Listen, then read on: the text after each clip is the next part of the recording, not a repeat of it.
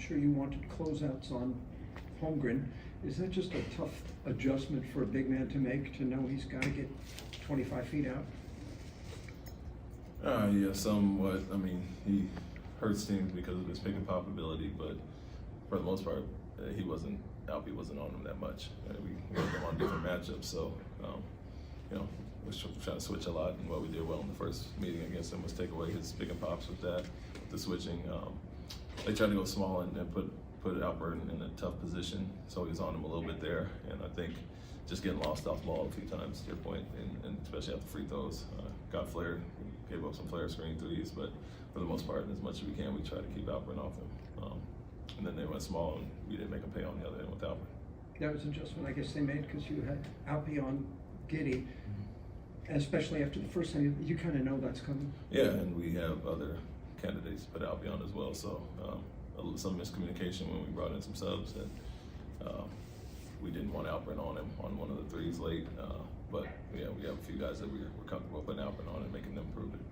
What did you think of the start to the game you guys had in the first quarter, and what do you think transpired in the second half? Tale of two halves. I mean, you can talk about it, show film, halftime as well, and understanding what the game plan is and what they'll give up, and we executed it well in the first quarter. For the most part, the first half until the last few minutes there. But you have to be mature enough to come out and do it again and do it in the second half, and I think at times, offense is not going. You let the defense slip a little bit. Some players do that, and then the offense just got bogged down. Guys started doing one-on-one, and that's a message to the team. We're not going to do it by ourselves one-on-one. We better do it as a team. And you see what works in one half. Kind of it's surprising that we totally go away from that. What made us successful in the first half, and so that's the growing process, maturity of understanding what it is and what's going to win you the game and sticking with it. Did you feel, the way that you finished the first half, did you feel there was some carryover to that into the second half? Absolutely.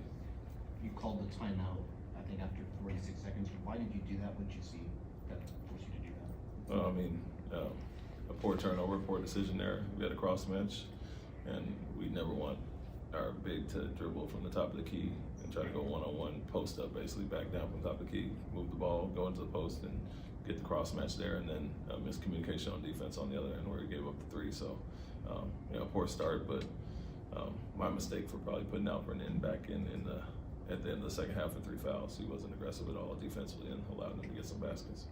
Holmgren had those 3 blocks, especially in the second half. Do you feel like he was changing the looks that you guys were getting?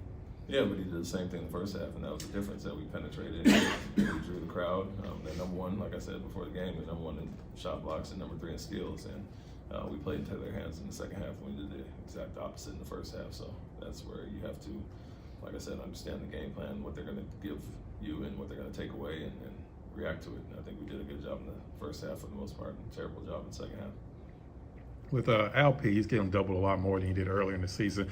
Do you want him to still stay patient, or does he need to make quicker moves, or is it more a matter of his teammates moving more and giving him open lanes for a passing? I think be patient and understand that you're going to draw that crowd and bait them to get some open looks. We missed some in the third and fourth quarter tonight, but for the most part in the start of the game, that's how we got some of our open looks. And so we know that certain guys are going to attract that crowd and draw and kick, and gets us a lot of wide open looks. And so, as I mentioned last game, we are not one of the best shooting teams in the league, and so teams are going to make you prove it, try to take away some of your strengths, which Alperen is in the post. But they'll mix it, with Holmgren on them, with guard him one-on-one a lot, and then when the sub comes in, they go after him. And so at times we use him for that, and we did a good job in the first half, and even the second half moving in, we just missed some threes out of it. So a little bit of both. If you can make a quick move, go attack there, but understand they're going to come after you pretty quickly. Does Jabari look fresher or healthier since the All-Star break? What's been the big difference for him the last couple of nights? Yeah, you can say that. I think the rebound numbers, his activity has been great. I don't know about fresher, but he's being aggressive and taking the shots they're giving him. To get 10 3-pointers last night and 9 tonight and be aggressive there is great.